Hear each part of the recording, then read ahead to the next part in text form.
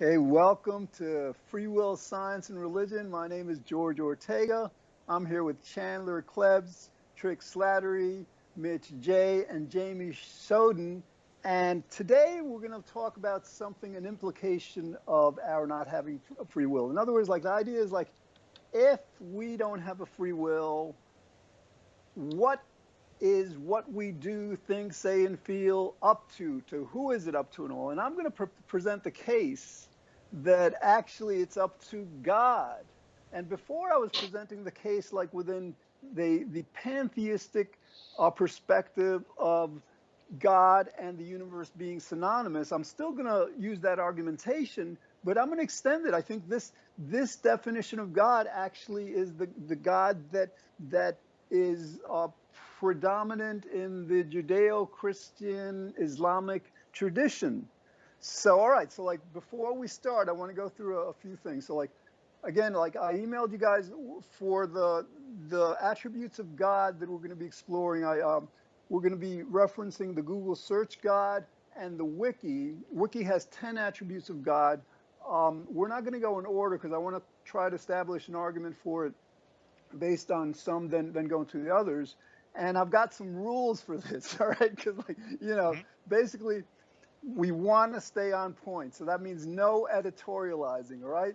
That means, like, we shouldn't say, like, well, we don't need God because we already have the universe and stuff, or wait a minute, God is a very dangerous idea. It's very confusing so, like, we can In do. that case, I'm going to be very quiet today. I'm not going to be able Well, to no. say anything. Mitch. Once we get through the formal argument, then if we want to like present that I'm not saying that that's not important, but we want to go through the formal argument first. All right. So in the first part, definitely no editorializing, no changing the topic. That means like we're arguing something, yes, but, and then changing it to something else, completely different, right? No Yeah. filibustering. That means we're going to be concise. We shouldn't have to take more than, let's say, 2 or 3 sentences to say what we mean, right? So no extended, on and on. This is gonna No be really inter. hard. Now this Yeah. one, I hope you guys, prove me wrong on this, like that it's not necessary. But like, no interrupting my interrupting, because like if I catch you guys going on and on or whatever, I'm gonna interrupt you. So like Right. the fourth rule is you can't interrupt my interrupting as the Likewise, moderator. George, we do want to establish premises here. So if you go on from premise to premise to premise Well, no, without and I'm with not going to do that. okay, Absolutely. Yeah. okay. No, So no. we You're want to right, go. Trick. Okay, good. No, that's very good. You got to keep me to this all this also. Absolutely. And the last thing, since like there's going to be like 4 of you versus me, no unnecessary echoing. In other words, like somebody said something, don't say the same thing. Add to it in a different way. That'll just make it more interesting and all. Okay. Okay. So here's the thing. Now, before when I brought this up, it was under the auspices of pantheism, But then, like thinking about it and researching a bit more, the attributes that I'm going to be defending that are commonly held to be held by God are actually, again, Judeo-Christian-Islamic concepts. They're not what's common to a pantheistic worldview. These are like held by the various religions. All right, so let's begin. Um, let's start with like the main 2 definitions of God that I find in a lot of dictionaries. They start out with God as the creator and ruler of the universe. So, all right, let's start with creator. Now, the argument that I'm presenting is basically a relatively recent one. Before 1964, there wasn't much, and guys, I'm going to have to talk a bit more, like to present the case, whatever. But once the argument starts, then, we'll be very concise. Just to be clear, though, we're right now we're talking about the word creator, right? Yes. Okay. So here's Go the ahead. thing. So before 1964, I think like the prevalent theory in terms of the universe in physics was, I think, the steady state theory, whatever, that basically held that, well, like the universe has been eternal, and all the stars and all that stuff have been kind of like where they are eternally. Is that can anybody concur on that? Is that an accurate representation of that? What do you mean by the universe is internal? No, universe, not internal, eternal. Eternal. Basically, right. That it didn't have a beginning. I don't. Who says this? That I thought that's when I thought that's part of the, what is it, the steady state theory. That this isn't our prevalence. This was before 1964. Okay, so like, all right, so we had this idea that the universe wasn't expanding, wasn't contracting, it just was, right? And I think part of that was that it was eternal. That's not the salient point, I don't think. But then we discovered this background cosmic wave radiation, and after that, with the Hubble telescope, we discovered that the universe is expanding and accelerating in expansion, whatever. Mm-hmm. And we came up with this theory of the universe that's known as the Big Bang, and it is so. I mean, it's not just a quote unquote theory. It's pretty irrefutable. In other words, the evidence for it is so monumental that you hear very few physicists refuting it. Are we in agreement on this so far? Yes, I agree that the Big Bang happened. Okay. I actually am too ignorant to know for sure whether I agree to that. Right, but basically what I'm saying, this is like the mainstream consensus view in physics now. You know, since '64, you know, you might want to look into it. All right, so here's the thing.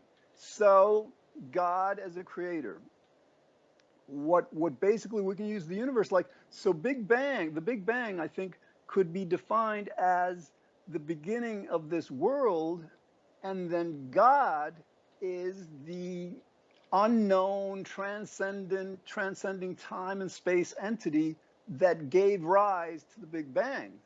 So how's that sound? Why do you think something gave rise to the Big Bang? Well, it's just an intuitive kind of idea that we, you know, everything in our experience happens because it's caused. You know, there's nothing that we know of, you know, that we can say, well, this happened in an uncaused way. So we kind of like have to apply that in a certain sense to the Big Bang, that it just didn't happen on its own. Let's assume that's true, even though I can argue that we don't know that. But if we assume it's true, why would you think it's an entity that what do you mean by entity, I guess? Well, entity being, we can get into that more, but just like, you know, it has to be, you know, God has also been defined, for example, as the first cause, right? It's the creator. Like, you know, we have this world, the observed universe is all we know. You know, okay. I mean, let's imagine for just for sake that there's a multiverse and that our universe came up from a black hole of another universe. Would you consider that black hole an entity? Say that again? Let's imagine that we have a multiverse situation where universes come from black holes, basically. So you have a black hole that outputs another universe on the other side of the black hole, basically. Would that other universe be considered the entity you're talking about? I'm not sure. I mean, first, I'm not sure if like the multiverse universe theory has substantial enough backing to be considered, you know, basically as an alternative to the Big Bang, or is it more of a like? No. It doesn't say that the Big Bang didn't happen. It actually says the Big Bang happened, but it happened due to another universe, basically a black hole in another universe created what we consider our Big Bang, our universe. Okay. So would that other universe be the entity you're referring to in this situation? That's a good question. Yeah, I guess I think I would have to say yes. You know, like as far as we know right now, because you know, God is supposed to be like it transcends our ability to know, ineffable, right? So like yes, I mean now theoretically we could know God. It could have been like another, but yes, that I think I would define God in that way. All right. Okay, go ahead. Go ahead. So is there an argument to like, you know, can we see that like if our world, our universe had a beginning, a big bang, then it's logical, it's rational to conceive of what, created the universe as God. In other words, God is defined as a creator. So whatever created the Big Bang, it, created it. Are we in agreement on that, or? I don't agree with that conception of the word creator, I guess. All right. Well, we're gonna, and I think I know where you're going, but let's go. Let's leave that till later, right? Because Okay. we'll get into a lot. All right. Yeah, because I want to talk about creative processes, because that's really what creator means in the context of a God. That's a creative process. So, but go ahead. All right. So, like the second attribute of God. Again, these are like 10 attributes that are listed on Wiki, and I'm not going in the order they're presented, but this is all right. So, like the second attribute is omnipotence. Now, again, this coincides with the dictionaries that define God as being the creator and ruler of the universe. So, omnipotence, means, I don't think it means technically that, all power. In other words, I don't think omnipotence means like that it can have 1 + 1 = 3. So I think in order to understand omnipotence, we have to say what can be done is done by God. That's the definition of God. But then, like if we apply this attribute to the universe, then we find that the laws of nature are what rule the universe. So that again, like so, God and the laws of nature as the ruler would be synonymous. They'd be kind of like the same thing. Okay, so this is where I guess we disagree, because omnipotence, from my perspective, means that God, for example, could turn the moon into a piece of cheese. So that would be omnipotent. He could turn the moon into, a block of cheese, and that he would have the power to do that. If God doesn't have that power, then he's not all powerful. Well, all right, but like that's kind of like it is a semantic distinction in the sense, like for example, even like in traditional theology, they would say, well, God cannot, for example, choose to be evil because God cannot choose to be what's not in God's nature to be. So I think there are some traditional instances where they do have these limitations. But I would say that almost all, especially the Judeo-Christian or the Islamic gods would say that God does have the power to turn the moon into a block of cheese. Would you not agree with that?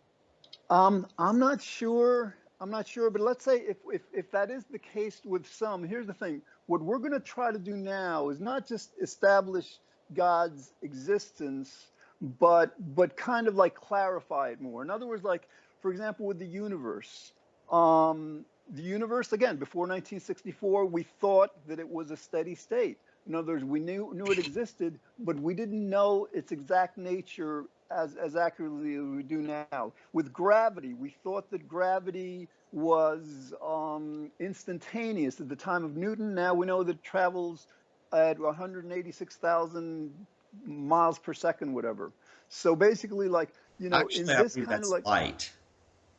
No, actually, what's interesting, Chandler, that is light, but gravity travels at the same speed, which makes you wonder. And in other words, like if the speed of gravity would have been discovered before the speed of light, we would have been saying that nothing can travel faster than the speed of gravity, which is interesting.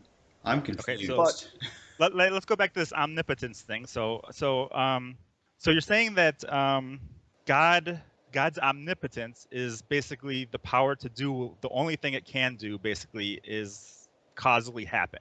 Well, in Am I other words, correct? like the laws of nature are what cause everything to happen in the naturalist, scientific worldview.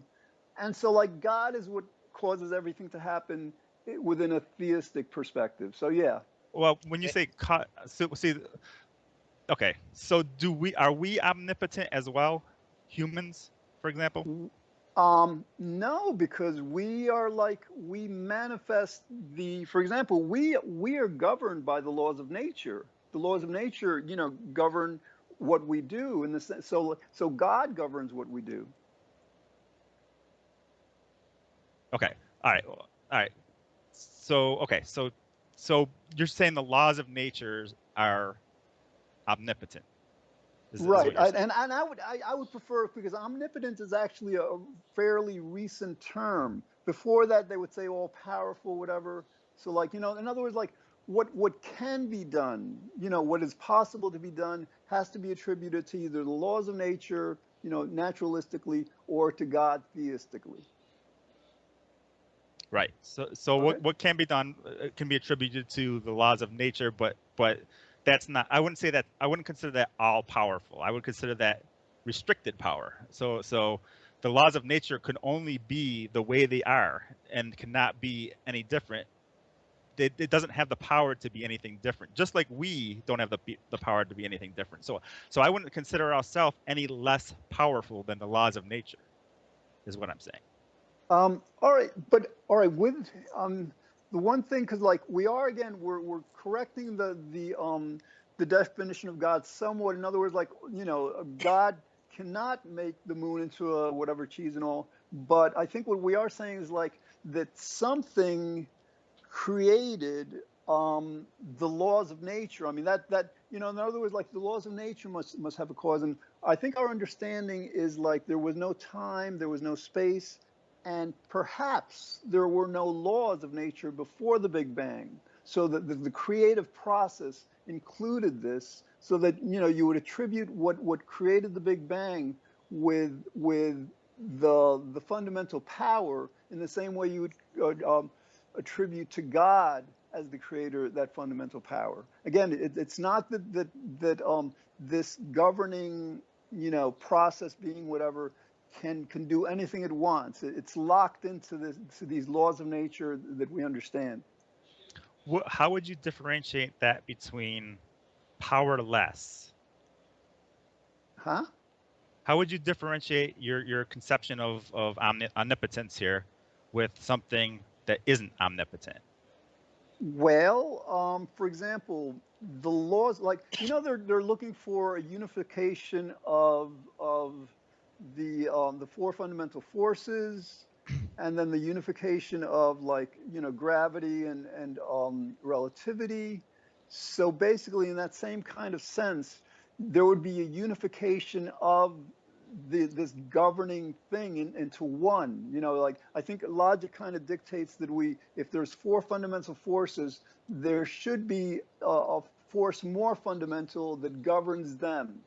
I think we're kind of getting into a different. May I, for a moment, interject? Okay. Yes, go ahead, Mitch. George, why are you of the opinion that the conception of God is a scientific one? Like, historically, do we not all agree that about 11,000 years ago, people who were not very scientific and not very rational and not very logical started to invent organized religions, like in the Neolithic era, for example? It's usually the period in time where people say man started thinking about organized religion. And during that time, because they couldn't conceive of the reality that we know now, because they didn't have all the scientific processes and evidence that we know now, started applying these anthropomorphic properties to something that they couldn't see. All right, I gotta, like, all right, you're kind of like editorializing, kind of like moving off the topic. I'm not. Basically, Mitch, I don't intend. Please just allow me to clarify. My point is, I don't understand the scientific grounding of anything we're talking about. well, right that's now. why It seems like we're shifting. I mean, Mitch, that's why we're doing this. Basically, Yeah. there's a contention that God doesn't exist. What I'm trying to do here Well, is I mean, to but prove. historically, do you not agree with my perspective of how God came into being? That it was by ancient people who didn't understand the way reality was, and that science over time has replaced these loose ideas and associations that people once had? Do Yes we and no, not but I agree? don't want to get Yeah. sidetracked too much. Basically, in science, just like, for example, with gravity, with the nature of the universe. We've made tons of mistakes in terms of understanding the nature of scientific reality using science. So yes, if you're saying that these guys, like a few thousand years have made mistakes, absolutely, we're going to get into I'm that. not talking about But mistakes. I'm talking about the concept of God itself being a well, result of an ignorance of science. That's what all I'm right, you talking got about. it. Basically, the case that I'm presenting now is, yes, they didn't have quote unquote science, but they got it right in some ways. In other words, like this being that created and rules the universe, the way they defined it, it's synonymous to what we consider scientifically as having created and governs the universe. So like, that's my And argument is is it? like, And yeah, I think I'm pretty familiar with your arguments. But for the listeners, I'm well, sure that's they'll want you to elaborate. I just wanted to make one more comment. And you are going to proceed to explain why it is important forget the importance to. part for now. Again, no, we can deal with that later. All right, so like we've gone through the creator and Okay. the omnipotence, so we can Yeah. see that like if the Well, if go ahead. I wanted to continue on the omnipotent because I think you were kind of mixing the omnipotent part with the govern part, which I think those are two separate things altogether. So governing does not mean omnipotence. All right, so I have a question. let's scratch omnipotent and go with ruler. In other words, like Okay. in wiki they used omnipotence. The dictionaries use ruler. I'm comfortable with ruler. Like the universe has rules. It's ruled by the laws of nature. Okay, Okay, so let's talk about what we mean by ruler when we say ruler for God, though, because I think most people would say that a ruler would kind of be like a king. well, I mean, like when you think of like the universe is ruled by the laws of nature. I That know. again, look, if you look in the dictionary, there are various definitions of rule. It Yeah, I doesn't know, have to apply to. but let's get to the brass. Let's get to the facts here. When people think of ruler, they think of something consciously ruling. They don't think of an unconscious ruler.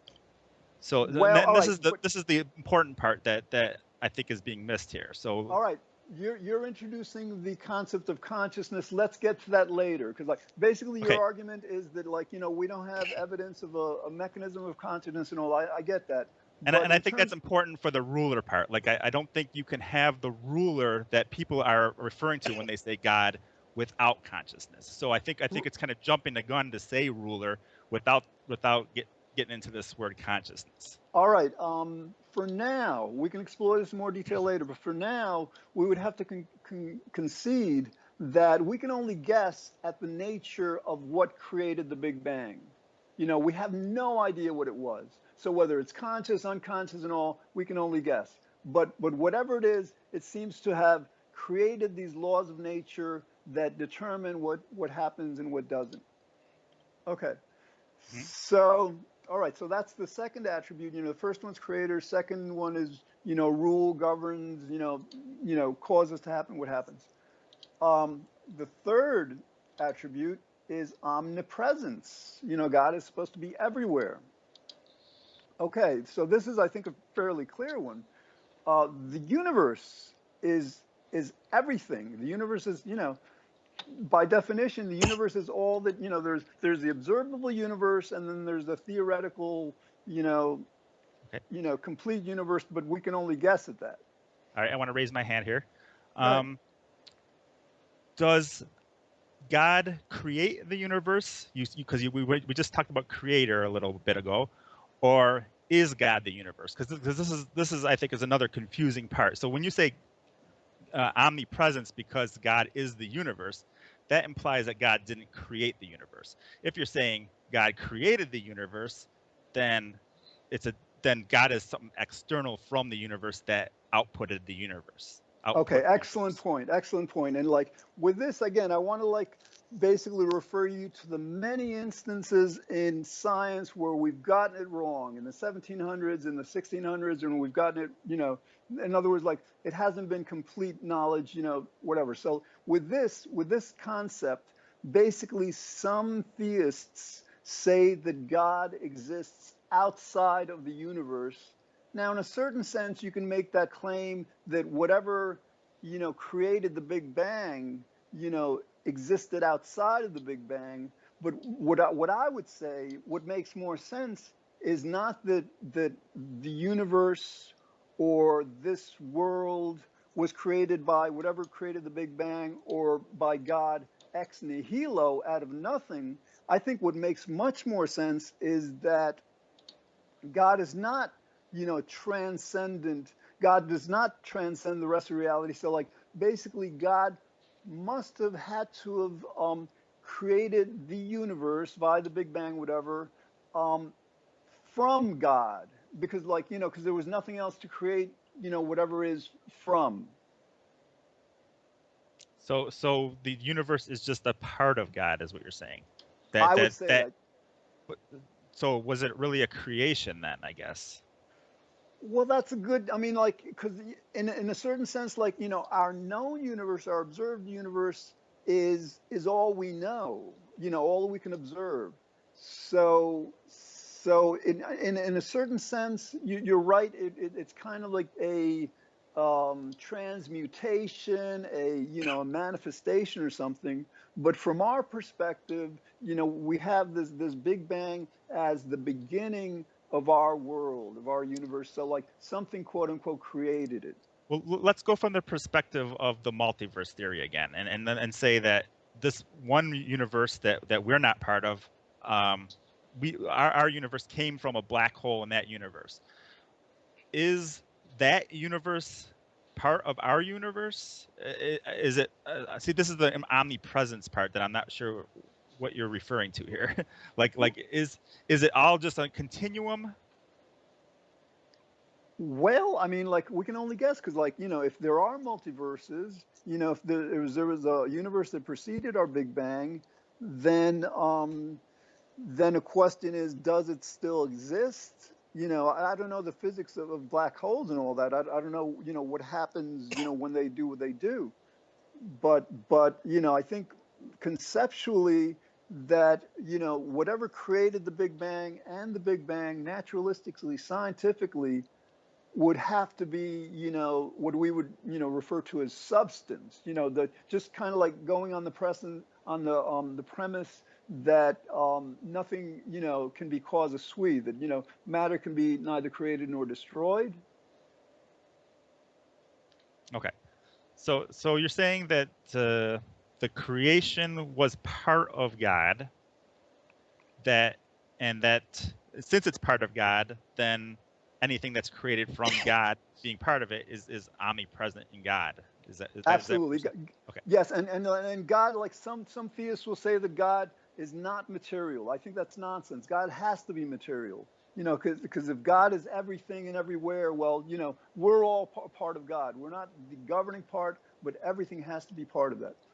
Okay, so I'm gonna actually give you that one. I'm giving you omnipresence. Okay. Just for the sake of argument, I'm going to give you. You're not giving me creator? How come No, I'm not. I can't give you. Well, like I said, we have to get into the what creator means. It's a creative process, and I can't give you a creator. I can't. How about give what? you How ruler about the or ruler? creator. You can't ruler.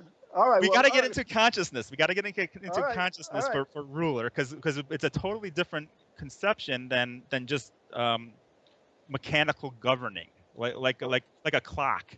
A clock governs its parts, but that's not what we mean by ruler when we talk about God.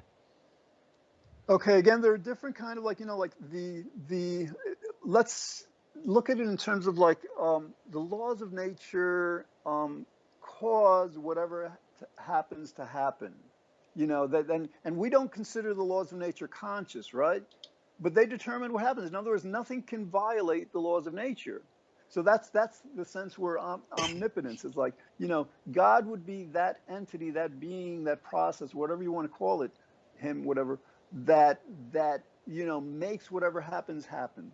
Okay, but I'm not agreeing with your omnipotence either there. So omnipotence, okay. Like I said, most conceptions of God, people would say God can turn the moon into a block of cheese. So if God doesn't have that power, they would say he's not omnipotent. Okay, well, again, like, this is kind of also a clarification of terms. Like, for example, like, there has been recognition in theology that God cannot, violate his nature. So, there was a recognition of that point. So, in other words, Yeah, but some of them say that God, like, for example, can't violate the laws of logic. But exactly. they don't say that God couldn't turn the moon into a block of cheese. Like they would agree that he could do that. That's not violating logic. It's just changing physical constructs, which they would say that God would have the power to do, to change physical constructs. All That's right, in how that case, right, Trick, in that case, again, it's like we're kind of like we're refining this understanding. Just like in science, we refine our understanding of the laws of nature and the universe. So, I agree. A lot of theologians got a lot of the attributes of God wrong. But I guess my argument is that they got the fundamental ones generally right. Okay, so the next... Hey, George, before we continue, I just want to know whether we're all clear. Can God change the sun into a block of cheese or the moon or whatever? No, because God is constrained. For example, God can't even God doesn't even have a free will in the present moment, because if God knew a billion years ago what God would be doing today, God is locked by his own knowledge. That's And what I'm another saying. God... problem is that he doesn't exist. Now, come on. It's a joke. All It's right. not a joke, So, like, right? it's just It's not a joke.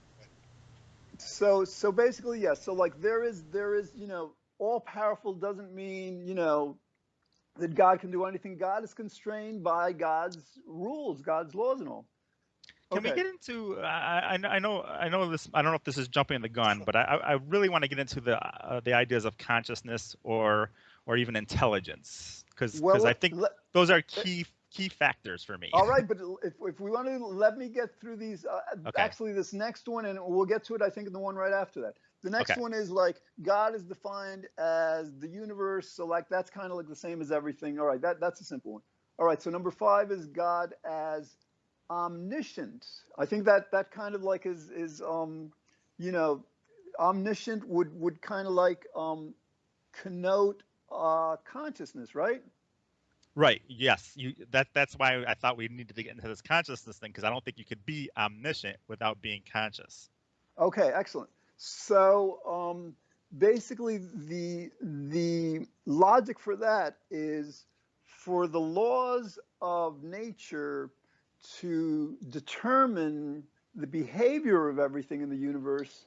The laws of nature have to be, quote unquote, conscious or cognizant of everything in nature. And I would kind of...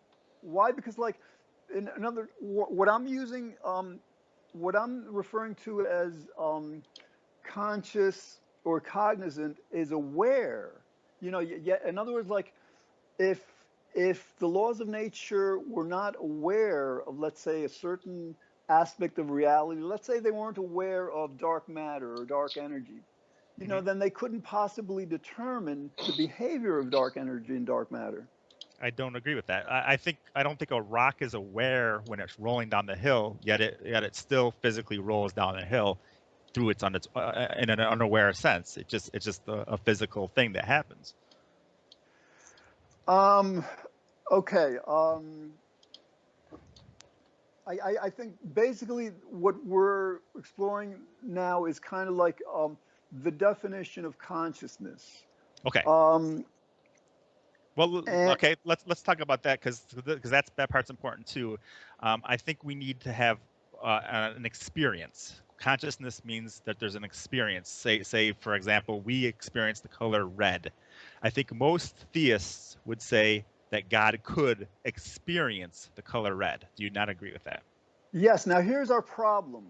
As Descartes pointed out, ergo cogno sumum, whatever, like, I think therefore I am. Basically, our knowledge is limited to our own consciousness. We can kind of like, we can guess, I can guess that you guys are conscious, you can guess that I'm conscious, we can guess that other animals are conscious, right? But in a certain sense, that's only a guess, because we can't know it. And not really not really a guess, but it's an inference. We infer it based on common biology, behavior, and things like that. Absolutely, it's much stronger than a guess. You're right. But here's the thing: we can make that determination of people and animals based on this knowledge of biology. No, but if we're trying to determine whether this being, entity, process that created and determines the behavior of the universe is conscious or not, we're trying to determine something that existed before the Big Bang, something that we have no knowledge of. Mm-hmm. So at best we can say that, well, there is no direct evidence of God, the universe, being conscious. I'd say there's no evidence, direct or indirect. Okay, well, right, but there's no. Well, no. All right, let me argue for the evidence of conscious God, conscious like laws of nature. I think that would come under intelligence. In other words, like we human beings are conscious, and like what we do with our consciousness we can define as intelligence. Correct. Now, I think we would have to concede that as intelligent as we human beings are, we would be clueless in terms of like understanding, knowing how to, for example, create a human brain, especially from scratch or something without, So basically, I think my argument would be that this governing entity, was intelligent enough to create our human brain, and therefore, if it's intelligent, it must also be conscious. Now that's similar to arguments that intelligent design people make, but we know the process of evolution, and we understand how these complex things can arise without any intelligence whatsoever. How it could just arise causally through billions of years, basically. But wait a minute. Well, I'm like, all right, and again, no intelligent design stuff. That's all right. So okay, like, no. Well, that is exactly their argument, though. Their argument is that something as complex as the brain has to be intelligently designed. All right, I know, but the problem with intelligent design is there's various conceptions that are confusing. Some intelligent design people are completely scientific. Others will say that the world is 6,000 years old. So it's a bit confusing. But let me address your point. Basically, how do we determine whether a human act or not, human action is intelligent or not? How do we determine, the manifestation of intelligence? Well, I think it has to do with consciousness. I don't think you can have intelligence without consciousness. Otherwise, it's artificial intelligence or pseudo-intelligence. Wait a minute. Like, in other words, a human being does something. What criteria do we use to designate it as intelligent or not? They can make decisions, for example. Okay, and make decisions. So, like, here's the thing. So you have a brain processing thing happen where they can deliberate between things and decide on certain things. Mathematics, they can formulate concepts and ideas. This is all part of intelligence. Okay, like with the decision making, I think we'd have to agree that we're no different than computers in that we have this this hardwired processing. Our brain that takes in information. It's all causal. So basically we're kind of like we're just manifesting the effects of our programming. Right. Except we have consciousness as well. But yeah. Right now. Okay, with intelligence, like would you define would you define a human being as being intelligent? Yes. All right, here's my argument for that. Basically, I would say no, a human being is not intelligent. Not even the human brain is intelligent. In order to find intelligence, I have to stop now. We have to. Please, I need to interject here. I'll be as polite and respectful as possible, but this could go on no longer. Mitch, I hear you, but make a point. But please, the only reason the word intelligence even exists is because of who humans are biologically. Intelligence, it can be defined in a assortment of different ways. But usually when we talk about intelligence, it's related to the physical processes that the human brain and other sufficiently complex organisms can do. Reasoning, planning, solving problems, comprehending. Intelligence is directly related to what humans do. So to All right, say humans aren't intelligent is the cart before the horse. Let's go on to Wikipedia. Oh no, wait a minute. Wait, let me answer it, because Mitch, you didn't understand my logic here. Basically, for example, a human being is comprised of an entire body, our feet, our hands, our muscles and all. And you have to admit that our hands are not intelligent. No, before we could say, oh, so sorry, please continue. Finish. Right. So in other words, like, if we're saying we cannot say that a human being is intelligent, we'd have to say that a certain part of the brain within the human being is manifesting intelligence that it's directing the rest of the human being with. And so, like, if we make that argument, then we can say that, like, the universe may not be completely intelligent, but there's an aspect of the universe, who knows, dark matter, dark energy, this God thing, that determines, what happens in the universe in the same way, in an intelligent way. I disagree. I think that's a syllogistic fallacy. Let's go into Wikipedia for example, and so just read the first line on that. Intelligence has been defined in many different ways, such as in terms of one's capacity for logic, abstract thought, understanding, self-awareness, communication, learning, emotional knowledge, memory, planning, creativity, and problem solving. I think anybody who, especially Christians and people who believe in Islam or anything like that, would say that God has all of those attributes. He's that intelligent. He's intelligent, probably more intelligent than a human being. Not intelligent as a rock, but as intelligent as a human being.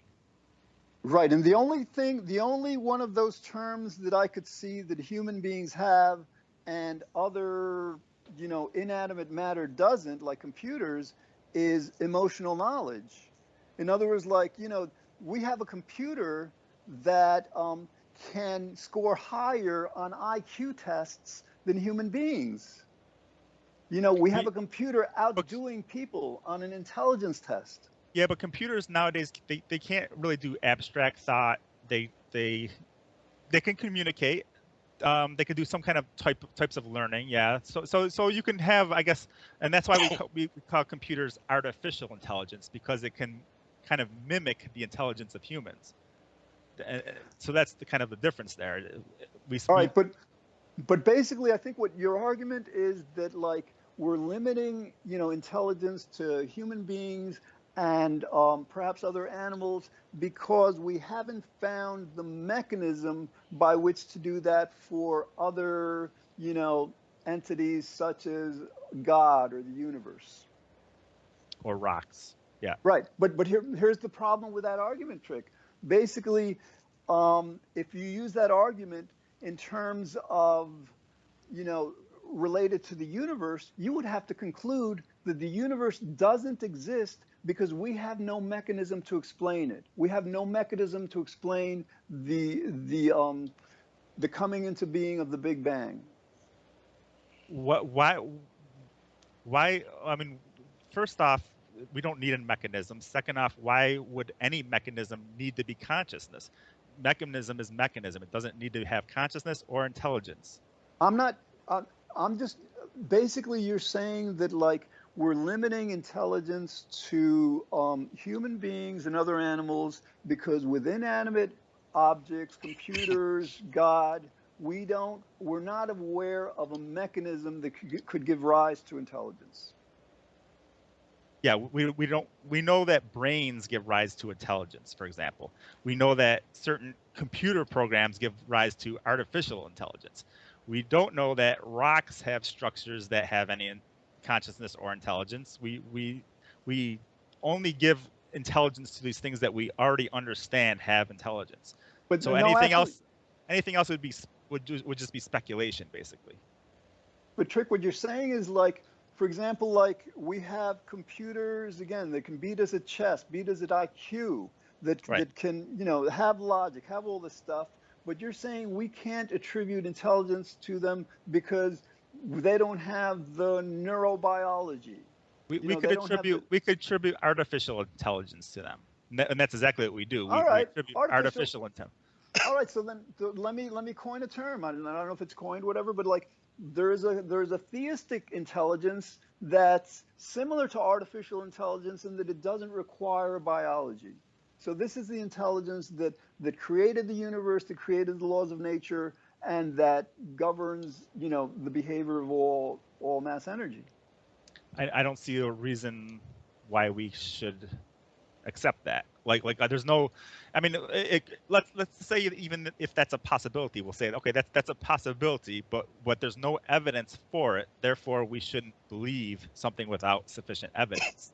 Well, here's the evidence. The evidence Okay. is that if we're going to designate human beings, or at least our brains, as intelligent, we're doing that based on what we've been able to do, like create computers and create math and all that stuff. No, But we do that based on common biology. We do that. So we understand that certain complexities happen. Like we understand that evolution. Almost all biologists say evolution is not an intelligent process. Yet they understand that evolution creates these really complex things that, as human brains and things like that. So we're saying that things come about from unintelligent processes that are extremely complex. okay, but like if we want to address evolution, then we'd have to address not natural selection, but random mutation, quote unquote random. Because like Right. in order to say that it's not an intelligent process, you would have to be claiming that these random mutations are random in the strong sense of random as being uncaused. No, in the weak sense. Huh? In the weak sense of random, basically like a roll of dice is random. Right, but it is causal. So yeah, it's like causal. Correct. So if it's causal, then that, if all right, if evolution is causal and as everything else is, then you have to kind of like you stretch back that chain of effects, that chain of cause and effects back to the Big Bang, back to what created the Big Bang, and whatever created the Big Bang is what caused these evolutionary changes, in the same way that our brain causally does whatever act of intelligence we do. But the point is that all of these events don't need intelligence. There's no intelligence required for the start of the Big Bang or all of the events that happen after it causally. And that's what we're saying when we say evolution isn't an intelligent process, because we don't, there's nothing intelligent causing it. It's all causal process without intelligence, basically. But I mean, like, for example, if a human being were to try to basically replicate some of the major changes, we've done some with Mendel's P's and our, DNA restructuring and all that. We know some of it, but we don't know nearly what nature has been able to do with evolution. But we understand the process. That's the important part. We understand that the process doesn't need, for example, deliberation or understanding or self-awareness or abstract thought or logic. Wait a minute. You say we understand that. How do we know that those kinds of attributes are not part of the evolutionary process? Because we understand the process is just a causal process. It's one event. It's almost like a chemical process. We understand, like chemistry, for example, that we put two chemicals together and they might react and explode or grow large or whatever the chemical reaction. But we never impose that chemical reaction is due to an intelligent process. It's just due to the chemistry reacting to each other. But wait a minute, if we were to create certain chemicals and make them bond in a certain way, wouldn't we be defining that as an intelligent act if we human beings were doing that? Yeah, if we human beings did it, yes. But we know that chemistry mixes and things like that without humans ever being around. We know that our planet was formed based on, you know, oxygen in the water, for example, H2O. We understand that these are chemical bonds that take place all without intelligence. It's just oxygen gets with hydrogen, the two mix and bond together, and we have water. I think the best we can say is that we're not aware of the mechanism by which these chemical bonds were created or are governed. And but the problem even if we weren't aware, we there's no reason, there's no reason, there's no evidence for such being an intelligent process. There's no, so therefore there's no reason for us to conclude that. Trick, I understand that, but by that reasoning, you're saying, like, if we can't find a mechanism, you know, then we can't attribute intelligence to whatever. You're saying that basically because we can't find the mechanism for the Big Bang and the universe don't exist. No, no. How do you conclude that it doesn't exist based on us not knowing what the mechanism is? Because you, by your argument, you're saying that, well, we know humans have intelligence because we know of the biological neurochemical, you know, mechanisms for it. But if we can't assign that kind of knowledge to either inanimate matter or other processes, we can't say that it's intelligent. Well, I'm not saying we can't say it. I'm saying we have no evidence that it's intelligent. So these are two separate things. There's evidence for intelligence in humans because we understand common biology. We understand what intelligence we're talking about there, the logic, the abstract thought, the understanding, the self-awareness, all right, communication. All right, with evidence, again, that's why I asked you, you know, how do we determine whether we assign the attribute of intelligence to human act? And you can't rely on the biology because the biology is just the mechanism. You have to rely on the manifestation. In other words, like, you know, 2 + 2 = 4. That is an intelligent act because it basically manifests intelligence. You know, creating a computer, it manifests intelligence. You know, otherwise, like, if human beings couldn't do any of that, we couldn't call human beings intelligent regardless of our neurochemistry. So basically, by that principle by which we assign intelligence to human beings, we have to concede that the human brain, the laws of nature, that all this nature around us that we didn't create had to have been like the process of something far more allow intelligent. me again, just to that's interject. The intelligent design. Oh, go ahead, I just Mitch. want to say one thing. I agree with you, George, that intelligence may not necessarily require a biological brain, but certainly by all conceptions of intelligence that make the word meaningful, it requires a very distinct, particular system, a comprehensible physical system that is capable of doing the kinds of behaviors that we associate with intelligence. All right, now why do you say that? Why do you say that what because we understand that's is the intelligence? truth. That's how it is. That's just But what's the the fact. logic behind So it? the logic is well. Here's to support those points. We talk about human intelligence, which is the biological kind. We talk about the physical brain and the abilities of human beings, or at least as you clarified earlier, what we do in our minds. Okay. And then sometimes we talk about artificial intelligence, what machines could be capable of, physical machines that also possess very concrete, distinct physical structures and processes that are even better understood in actuality than the human mind, because we can't even figure, neuroscience is still trying to figure out exactly how the mind works. Whereas with machines and programming, we know exactly how it works because we're making it work. That's it. Those are the only two forms of intelligence that we have. That's it. Nothing else. The biological one and the artificial one, in referring to machine intelligence.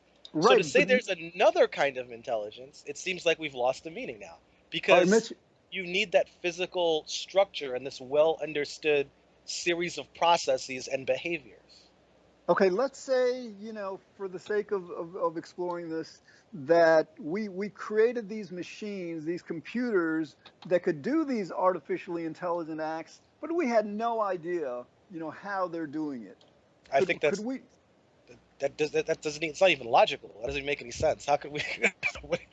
So can you say it again? All right. Repeat it, perhaps. Maybe I didn't get that. Let me move this to a more naturalistic example. Salmon, they get spawned like upstream, who knows where, up New York State, whatever. They go into the ocean. They spend however many years there. They find their way back to the exact same stream that they were spawned from. We have no idea how they do that. Are you saying that we can't attribute that as an intelligent act simply because we don't understand the mechanism? What? What are we talking? I'm saying salmon are intelligent to a certain extent as biological. Yes, but what I'm saying is we have no idea how they do that. You're saying that basically, like, we have to understand the mechanism. I just to prevent my ideas from being misrepresented, I think that once again, I think there's a gap in between in our understanding here. What I am saying is that intelligence is only meaningful when we talk about agents that have a particular structure, a brain or something like it. But that's anthropocentric. That's why do you make that distinction? That there's no logic. In other words, like the universe, the laws of nature are vastly more intelligent than we are. They created us. Again, I see the mistake. I think there's a huge mistake when you make statements like that. Again, Mitch, we human beings cannot create a human brain. Evolution, the laws of nature created a human brain. Okay, I got it. Allow me to refine this. There's two possibilities. Only one of them can be true. Either you require a brain or something like a brain before you can talk about intelligence, or intelligence could be something that we could talk about before you have or without possessing a brain or something like it. Only one of those can be true. I contend, okay, that the idea that you need a brain or something like it to make intelligence meaningful is the logical position. And to say that intelligence can start before that is meaningless. All right, let me contest that, because basically, let's say we had, all the neurology, all the biochemistry we had, as a human beings and other animals have. But whoa. But we, this neurochemistry, whatever, didn't result in any intelligent act. Then, like, George, again, you can't. This is not a falsifiable thing. Again, what I'm saying is, when we talk about words, right? Words have to start somewhere. I contend that if we're going to talk about the word intelligent, this is where it starts. It starts with brains and things that are That's where I'm saying you're wrong, Mitch. In other words, but it's not a right or wrong. It's not a false. That's not how definitions work. It is right or wrong. In other words, like, no, come on. We establish that something is quote intelligent based on criteria for what is intelligent. Then we look for the mechanism. It's not like we find a certain thing, then we attribute intelligence to it. Intelligence is the observational data. We couldn't possibly attribute intelligence to anything if we started with the biochemistry or the mechanism without understanding the manifestation. But we already understand the conscious process that happens when we're talking about intelligence for humans, for example. So it's kind of cart before the horse when you're saying that we need to understand that there's intelligence external to our biology. Our biology is what produces our consciousness. Guys, my point is that you're constraining intelligence to that mechanism, those kinds of mechanisms which you understand. Yes, I am. No, I'm saying even if there was another mechanism that created consciousness, we don't have evidence for that currently. Well, that's what I'm saying. The evidence is the manifestation. In other words, evidence of human intelligence isn't, that we have a brain and all that. Evidence of human intelligence is what we do, how it manifests. It's both. We assess it through both common biology and our behavioral science, basically. So those are the two mechanisms that allow us to assess intelligence. So even at one point we thought certain animals didn't have intelligence, and so they kind of developed tests to kind of see, okay, how intelligent are these animals?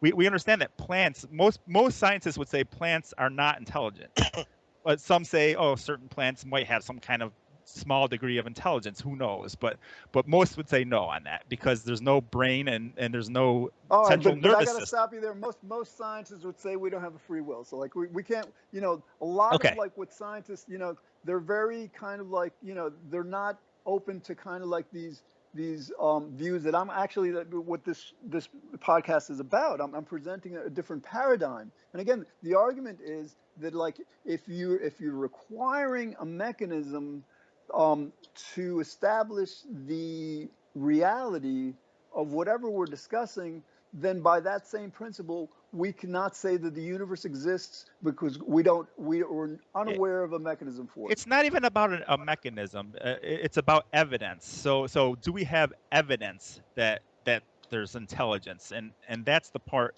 that's Well, important. do we have evidence that the universe exists? Yes. So then, do we require then a mechanism for the universe existing to know that the universe exists?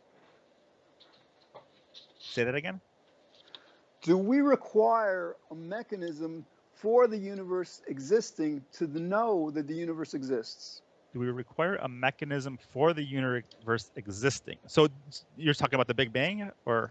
Right. In other words, we have absolutely no idea what happened before Right. the Big Bang, what created it, but we acknowledge that the universe exists not through the mechanism, but through the manifestation. And so if you apply that... The manifestation is the mechanism. I mean, the whole thing is the mechanism. No. I now see the point. I now see where the disagreement is. George, I think one of the places where we're disagreeing is you were putting too much emphasis on this idea of manifestation. For me, that is insufficient to really represent. If I'm looking for a particular property or a particular entity, the exhibition of particular factors in the physical universe is insufficient. That's not enough. It has. But then you're saying the universe doesn't exist. Suffice. Then no, I'm not. I don't know why you keep coming to these kinds of conclusions. Because as I was explaining to Trick, we have absolutely no idea. I've got a really good one for you. We don't need to know the mechanism, George. We don't need to know the. Well, you've been talking unopposed for quite some time. I would like to present a very short example. Go ahead. Okay. When I was in high school, I took a music appreciation class. And it was one of those classes that's in a large auditorium at the Bronx High School of Science. And we were presented with an assignment to come up with a definition of music. And although all the students were pretty bright, they saw it as a pretty trivial task, and no one cheated. You could tell no one took the time to actually look up the definition, including myself. And the next day, our teacher, she promptly asked us in order, a huge auditorium of students, what their individual definitions of music was. And no one really gave an interesting answer or a sufficient answer, at least not sufficient for what she wanted. Finally, at the end, she gave her definition, and she said, music is organized noise. So you might look in nature and see some stalactite and some water dripping from that stalactite rhythmically in a pattern. And as a human being, you can interpret that signal, that noise, those sounds, and say, that's music. But when you start saying, that's Beethoven, we have a problem. You might be exhibiting these attributes of what I know human beings can do, what music is like. I might be seeing music in nature, but that doesn't mean it's the same as a human composer composing the music. Just because I'm seeing these reflections in the physical world, that doesn't suffice necessarily to really represent the phenomena that I'm trying to get at. So this is what I mean when I say that it's not sufficient enough for you to say the universe does this, therefore the universe is this. To me, that's just water dripping off the stalactite rhythmically. That's not Beethoven. That's all right, not Mitch, the difference between what I'm saying, what you just described, is it would require vastly more intelligence to create the universe and the laws of nature and everything that we do than it takes for we human beings to create music or poetry or anything we've done. Can I just say that like I said, that's an intelligent. Okay, I'm not gonna even say those words. What created the intelligence that created the universe? All right, good question, because so that brings us back to the definitions of No, no, God. no. The reason I'm asking this, George, is because you're saying that the intelligence would have to be vastly more intelligent than whatever to create the universe. I'm saying whatever created that intelligence would have to also be vastly more intelligent than that intelligence, and so on. You can go through infinity to say, that the thing preceding whatever had to be vastly more intelligent, but it's not the case. I agree. Well, Trick, that's why God is referred to, and the universe, in a certain sense, not the observable universe, but the universe in general, is referred to as eternal. So you're right. We get to a certain point where we see intelligence by its manifestation, but if we want to track that chain of cause and effect back in time to what originated it, we can't do that because of this eternity.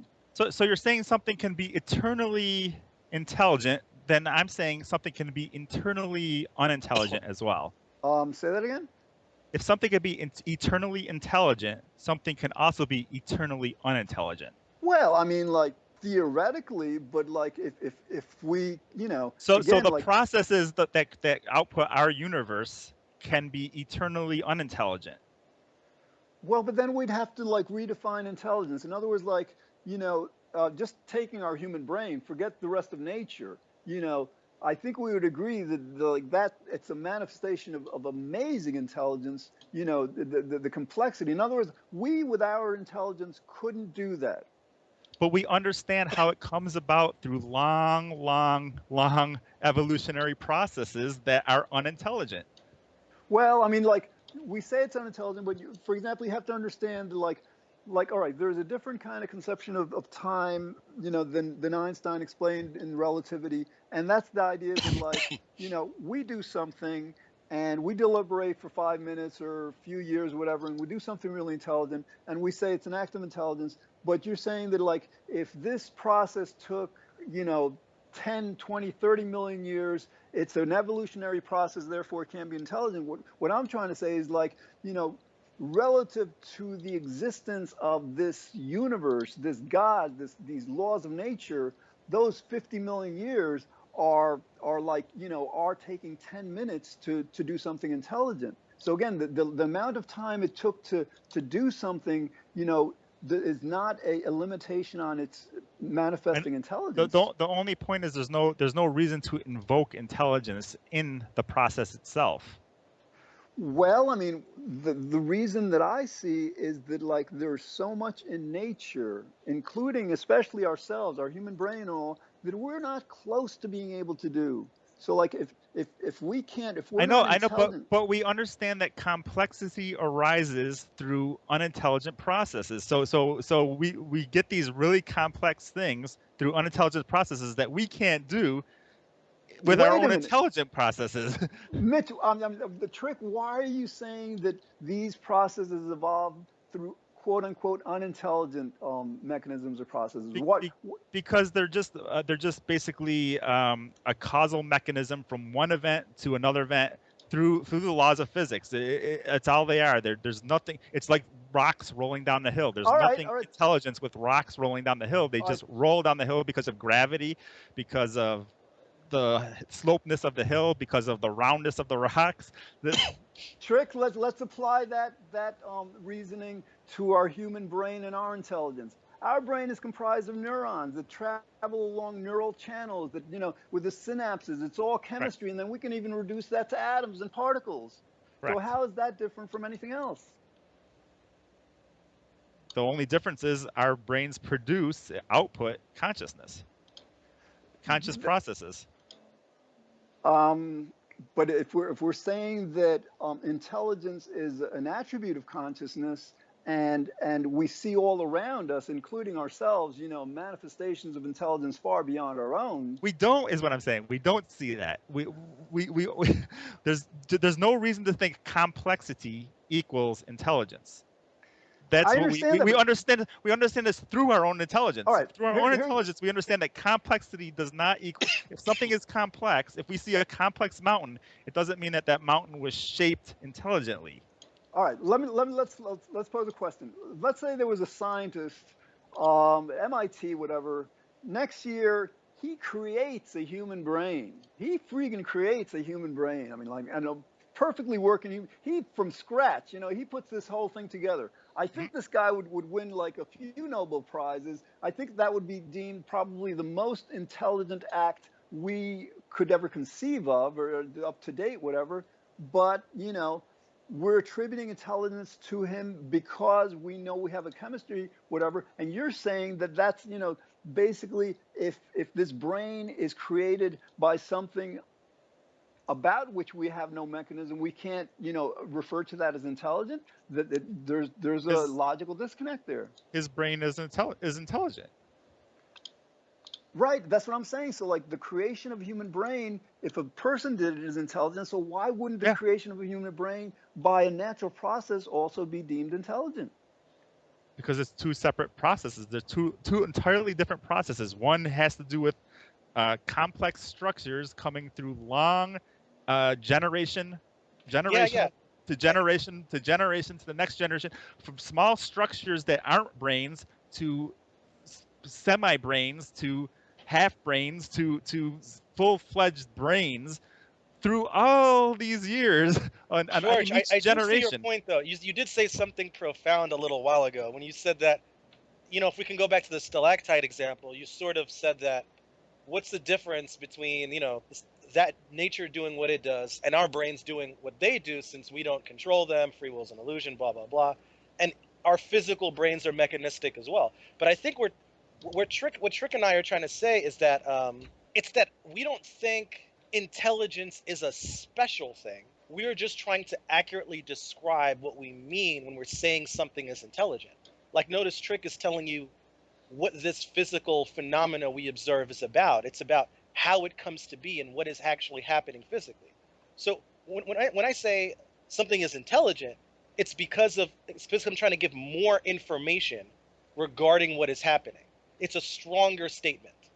It's so you can understand the distinction between the ball rolling down the hill and the abstract idea of the number 2 in doing calculus. So intelligence is meaningful in the sense that it gives meaning to those two different kinds of behaviors.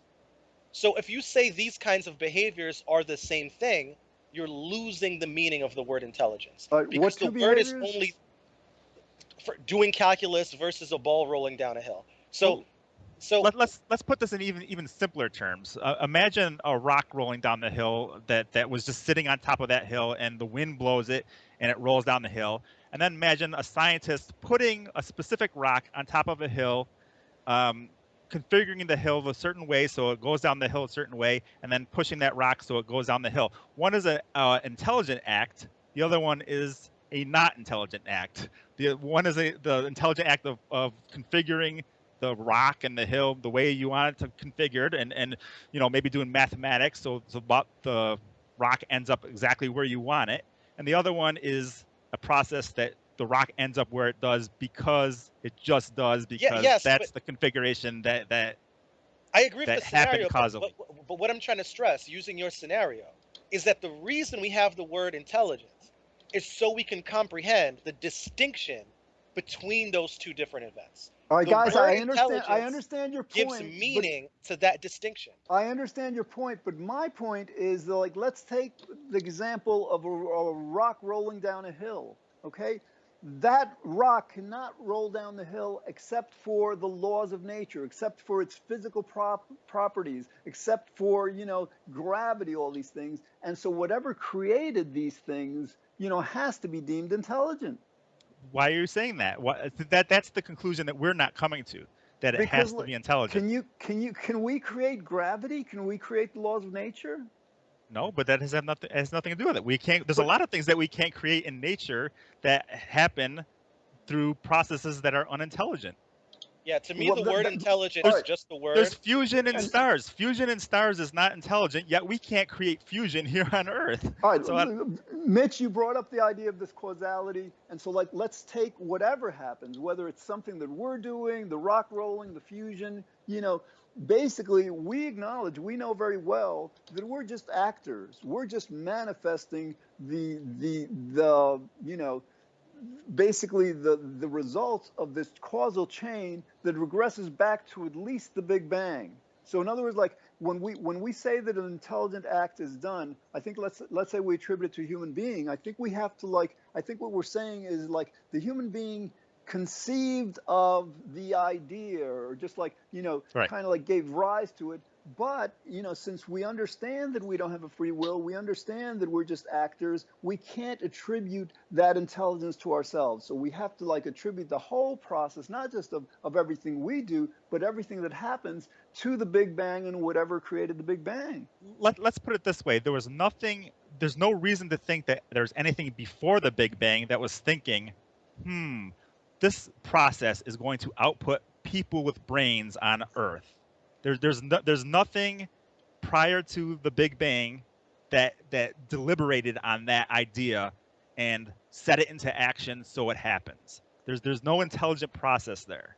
Well, there's nothing to say that that didn't happen though, because when we refer to humans, but it's about evidence. It's about if we don't have evidence for something, we could speculate that may, you know, that could be one possibility. And I don't think me and Mitch are actually saying that anything's possible. It could be possible that the flying spaghetti monster put it into, you know, action. It's just that we assess things based on what we have evidence for, and if we don't have evidence for that, then we can't believe in that thing until there's evidence. Well, we have logical evidence. In other words, like evidence of human intelligence, as you guys are saying, is because like a human being has the mechanism to create whatever, you know, we deem intelligent. But like, you know, as I was explaining before, we can't, before we do that, we have to like basically define something as intelligent according to certain criteria. So if we apply those criteria to natural processes, to the laws of nature, then we would have to like, that's the evidence. In other words, like the evidence of a human intelligent act is not the neurochemistry. It's like what we're perceiving. What you know, does it fit the criteria? Then it's a different semantic of intelligent that no one uses, because most, I mean, I don't think anyone would say that a rock is intelligent. You ask them, ask the entire world, is a rock intelligent, and they'll say no, except for maybe a few spiritual people or something. But I'm not saying a rock intelligent. I'm saying that whatever created the rock and created the laws of nature that make the rock move and, you know, do what it does, you know, would be defined as there is no reason to think those laws of nature are any more intelligent than the rock is. Oh, sure there is. For example, like with human beings, you know, I think we established before that we human beings are not intelligent because our hands aren't intelligent, our feet aren't intelligent. You know. Like, no, wait. No, we did not establish that. All right. Well, let me go over it again. You know, we can't most technically, most precisely and accurately say that human beings in our totality are intelligent, because the only part of us that's intelligent are these parts of our brain that we haven't even identified that create the intelligence that the rest of our body manifests. Yeah, that's just, I mean, that's kind of a minor point. I don't really. Yeah, it's almost like point. It's almost like saying the computer's doesn't have artificial intelligence. It's the specific program that has Yeah, you could say that. That's fine. I say it's minor because when we're talking about people, I'm assuming we're really focused on the brain and not the. Well, what I'm saying is like, you know, just as our hand is not intelligent, but our brain is, the rock is not intelligent. Whatever's making. Allow me to make another comment, please. Okay, I now. The nature, I think this is a good conversation. It's very productive because I think we're really refining these areas where the disagreement really stems from. And now I see it's really about definitions. So, as I've said before, my background is in mathematics. Let me give you an example. In mathematics, a prime number is an integer greater than 1 that has exactly 2 distinct factors, 1 and itself. All of that criteria is necessary to call a number prime. If you change the criteria, you don't get to use the word prime anymore, or you don't get to call yourself a mathematician. You get laughed out of academia and you're doing nonsense. If you don't satisfy all the criteria, it's not a prime number. The word prime is only meaningful if you concede to all those criteria and you consistently keep that definition. Once you do anything else, you've lost.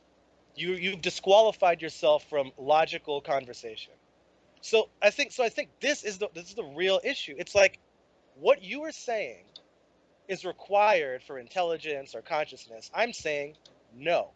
You have not satisfied all the criteria.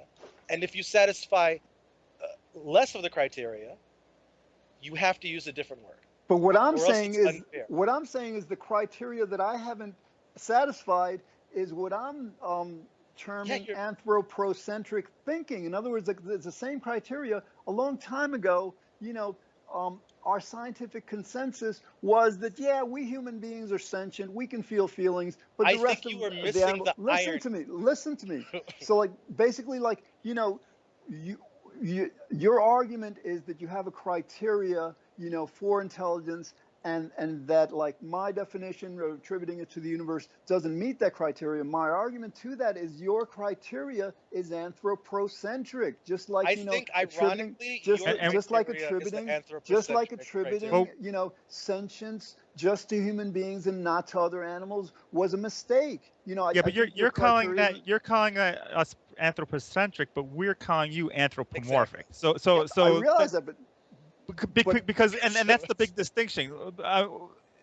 But like, animals, look at the history, guys. Look at the history of science. We went from thinking we're the center of the universe, a very anthropocentric, very literally, to knowing what we're whatever. We went from thinking that we're the only sentient beings to now understanding that even crustaceans are sentient. We went from thinking we were the only intelligent beings to understanding that other animals. So, like, do you see the?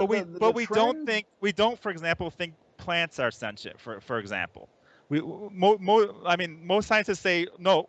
Okay, we understand now that animals are, but plants, no, they don't have the biology to be sentient. So we draw these lines based on the evidence that we have, that we gained evidence for the animal. But my point was that we were like we were limiting this sentience and intelligence to human beings. We were like at one point claiming that, like, no other animals but we are intelligent.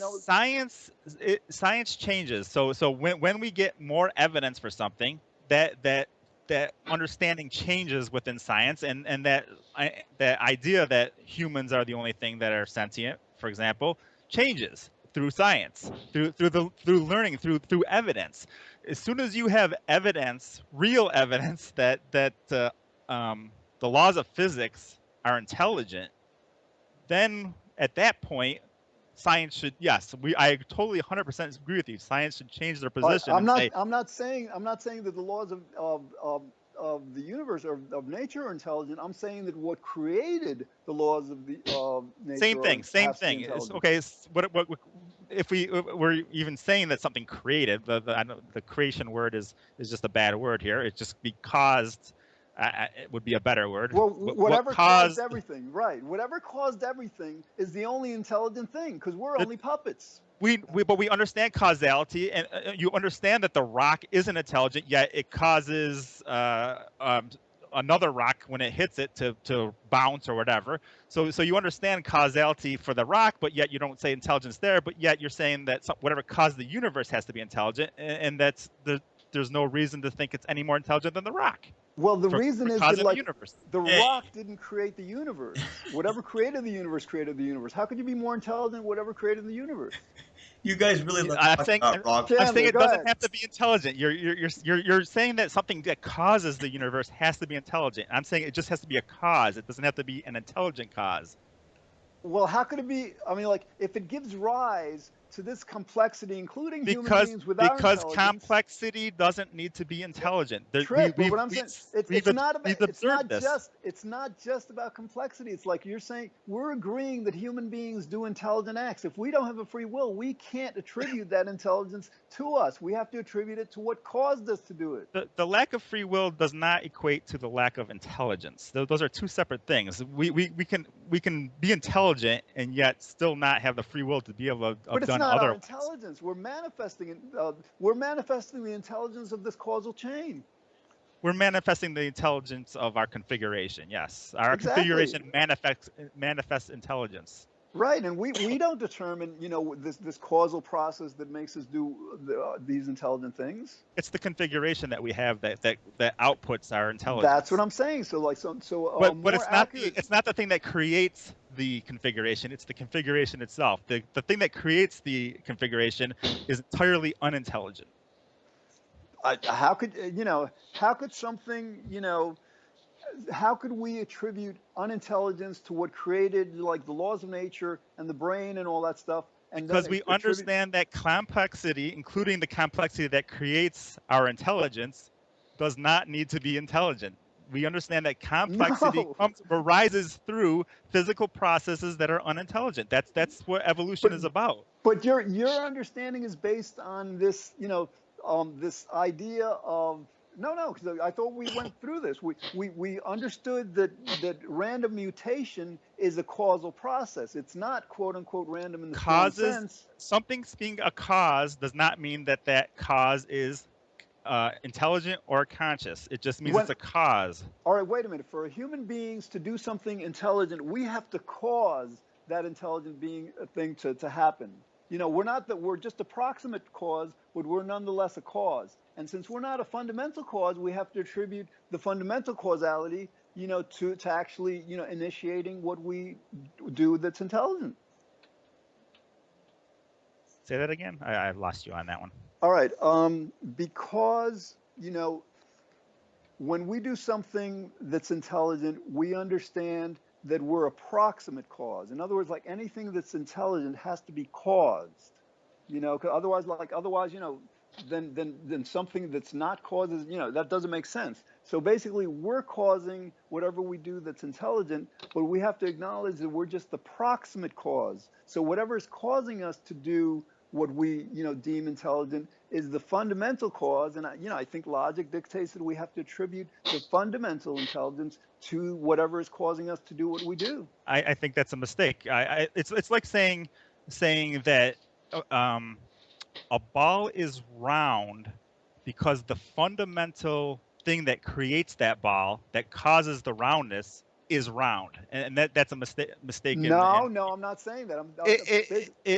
I agree with Trick fully. It's equal. It's like saying you have Play-Doh that's in the shape of a cube, but then it rolls down a hill and starts forming a roundness. You're saying the fundamental laws of nature would have to be round for that ball to lead to I'm being saying a round much more ball. than that. I'm not saying that. Basically, what I'm saying is with roundness, with color, with anything we want to, you know, attribute to physical matter, yes, it has to be part of the universe to manifest. But it's not. But the universe isn't limited to roundness or limited to whatever.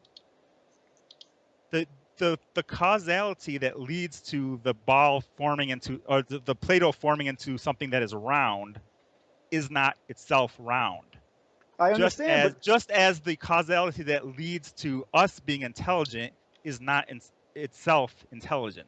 I'm not saying it is, but what I'm saying is like the causal agent that causes something to be round has to within its being contain roundness. Otherwise, it couldn't cause something to be round.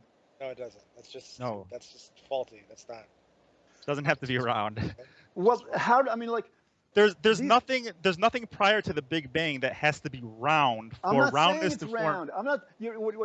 What I'm saying is that, like, for example, within the universe, like when we discover, for example, the concept of intelligence, the concept of roundness, whatever concept it is, I don't think we can say that we created those concepts. I think we'd have to say we discovered them. So what I'm saying is that those concepts had to have existed before they manifest it as physical, beings and what we do. So No, I'm not saying they aren't. our concepts describe what we observe. So we observe these phenomenon that happen in the universe. The phenomenon that doesn't mean that the phenomenon is part of the universe before they happened. It's just that that's what happened within the universe. Roundness No, before roundness ever happened, and before things before things came together into like a planet, for example, a round planet, there was nothing round really. Excuse me. well, I think that, all right. Unless you call some quantum particle Yeah. round or something. No, I and don't actually, know. no. We have to actually, we can only speculate on that. I think, to my reasoning, there has to be a kind of like a fundamental attribute of roundness to result in a physical attribute. But that's that's debatable in a certain. I mean, that's a. So anyway, we've been like an hour and a half. I understand that we're not going to like reach agreement on this on various points, but I think it has been a very, very excellent presentation. Chandler, you haven't said much. Why don't you wrap up the episode? Yeah, okay. Yeah, I've been afraid to say anything because I didn't want to break George's rules because by this time after all the discussion about rocks rolling down hills and the moon turning to cheese, I forgot what they were. But I have to say, guys, this has been a very entertaining episode to listen to here. But yeah, I don't think that we deeply cover enough each of those attributes of God that George was trying to cover, and we did stray off topic. But I definitely want us to continue this discussion in future episodes, and I hope our listeners are enjoying this. So anyway, I'll try to wrap this up. You've been listening to Free Will, Science, and Religion with George Ortega, Chandler Klebs, Trick Slattery, Mitch J, and Jamie Soden, who didn't get a chance to say anything. And I didn't get to say much. But anyway, thank you for listening and goodbye.